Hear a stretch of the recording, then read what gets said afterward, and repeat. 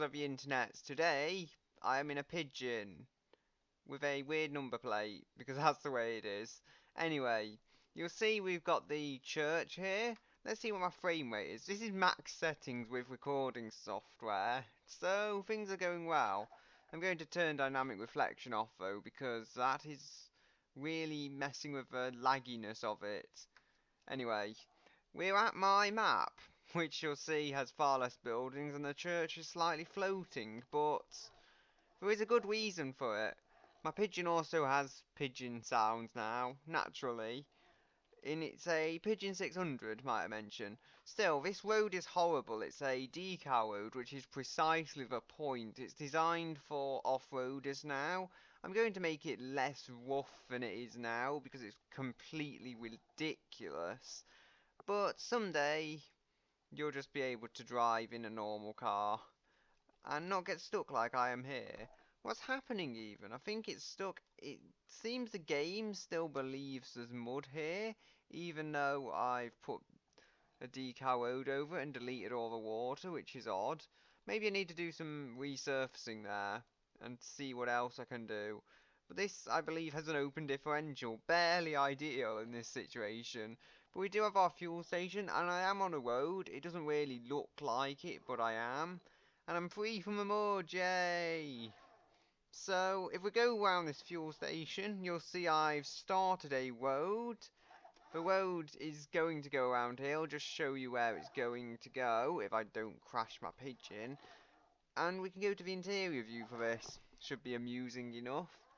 There is still grid map stuff this time. I did delete it all before, but I've had to rename the map Speed Resort as opposed to Speed Mountain, and it was only where I was going to keep my mountains, which I put so much time and effort into, because I wanted to keep them.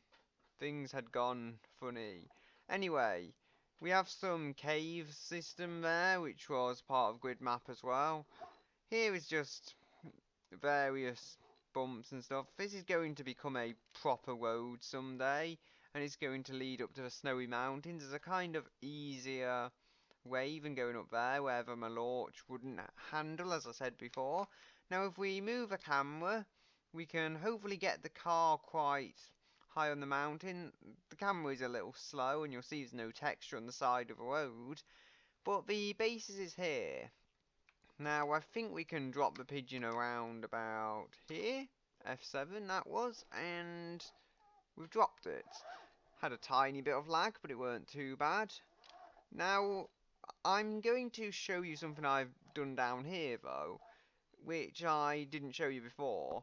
The mountains, again, it's very work in progress. This stuff will all change, and it will look a lot tidier in the final version.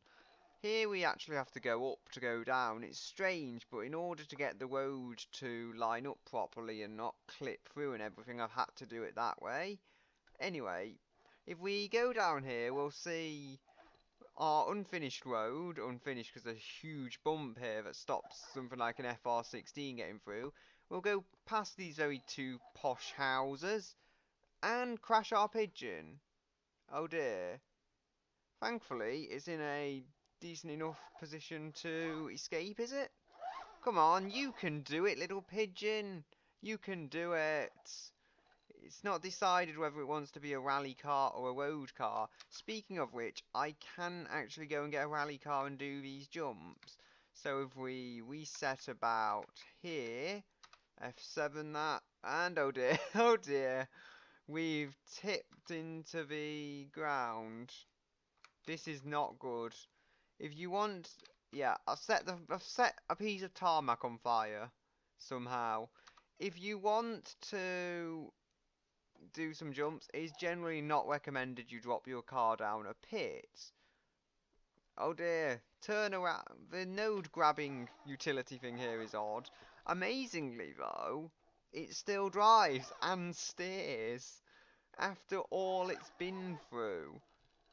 Well, maybe it doesn't steer, I don't know. It's getting turned around. Steering is vague, to say the least. Anyway, we can now get our rally car.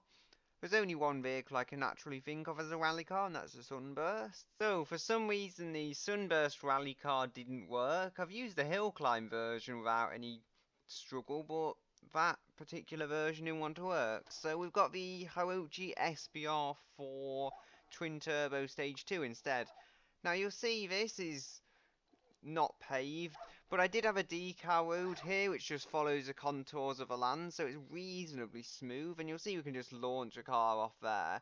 It was a pretty rubbish jump, but we've destroyed our engine. Anyway, but it does the job. We'll just do this one more time. We've got a fairly smooth transition on there, actually. I thought it would be a really huge, horrible drop, but what do you know, it works. And if you have a drag car, you can throw it off a lot quicker and have a lot more exciting crashes, but this is just a fairly quick sports car, so not ridiculously slow, but not crazy fast either. You'll see here we can fly, break both our bumpers off as well, and it's the same as the drag cars actually there. The aerodynamics just get in the way. I almost got to the other side with an FR16, but not with this. And where are we now? You'll see we're at the place we started. Yep, this is what I wanted to do originally. As I was saying, I'd like to have various jumps landing in this town area. And I'm not sure how this vehicle drives. Drive in the Vegas sense, sure, but it still drives. Anyway, we can reset this and hopefully turn our car around. This should be fairly easy if this is what I'm hoping it to be. Oh, I think that's a bit too much of a lip. It'll probably get my tyres. I mean, I can go backwards off the other part, but if I try and go backwards off that, I'll probably cause more trouble than it's worth. Right, so there we go. We can go up this road as well. This is narrower. This road, I believe, is 5 wide, whatever they measure it in, 5 meters, I guess, or something. The width is 5 either way, 5 something. And the other roads are 13 because I was going for a large American kind of road here. Maybe they're too big, I don't know, but I was going for luxury roads, basically, so you can fit two H-series side by side or whatever other vehicles you want. This copes surprisingly well here, actually. And you'll see here, you can just floor it over these bumps. This has coped a lot better than certain other vehicles I've tried. The FR16 became a complete nightmare. If you try and floor it down there, you can have some interesting crashes, but for now, this is what we've got. My camera's going funny. This is what we've got, so I'll just show you a little more from the sky kind of view. Here we have our village green with the trees. It actually seemed to load the trees this time, whereas it struggled before for some weird reason. We have, over there is going to be a shopping district. We've got the fuel station there, which is a start to it. We actually have an abandoned industrial area as well. I don't think I covered that before. It's very, very vague though. Yeah, there. The buildings aren't even there anymore. We have our kind of rich people's mini village. Not village, more like hideout up there. And you can jump down from this higher area, but I do have future plans actually to keep building up. So, for example, you'll see this wall is pretty high. There's not much there to mention at the moment, that must be said, but I could build higher and maybe have some higher jumps into that town, maybe some jumps into this area as well. There will also be water. The water's not there right now, but the water will return someday. So this is just an update. Now I've got this PC set up with decent graphics capabilities and everything.